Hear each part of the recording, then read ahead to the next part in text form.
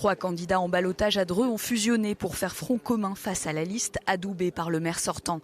Ils veulent rendre la ville plus attractive en la transformant en une Green Valley, c'est-à-dire un pôle dédié au numérique et à la transition écologique.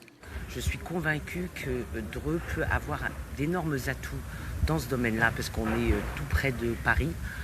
Monsieur Billet est l'héritier désigné de Monsieur Hamel. Et les mandats de Monsieur Hamel ont quand même démontré que sa politique économique n'était pas satisfaisante, puisque nous sommes devenus la 8e ville la plus pauvre de France. Une approche que conteste Pierre-Frédéric Billet, l'héritier de Gérard Hamel. La ville de Dreux a énormément investi depuis 25 ans sur la ville. La ville s'est transformée, tous les Drouais ont pu le constater. Pour autant, la ville de Dreux est 2 fois moins endettée que la moyenne nationale. Donc ça, c'est indiscutable, ce sont des faits. Et c'est pour ça qu'on dit que le bilan des 25 ans est très bon. Lui souhaite attirer des entreprises qui veulent quitter Paris. Il y a 4 critères qui sont essentiels pour nous.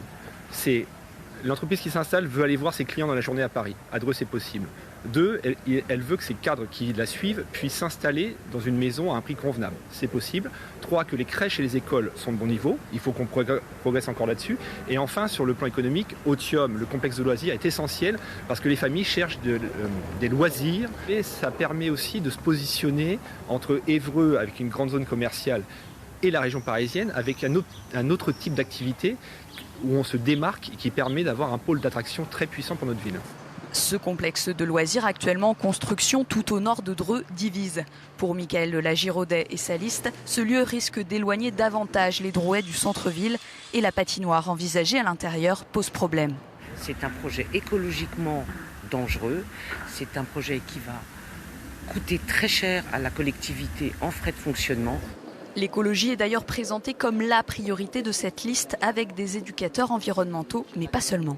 Une des priorités que je vais développer dès le mois de juillet, c'est la mise en place d'un grand plan de rénovation énergétique de nos logements sociaux. Pourquoi ? Parce que nos logements sociaux, à ce jour, sont vraiment des passoires énergétiques. Pierre-Frédéric Billet, lui, veut rendre les bus gratuits.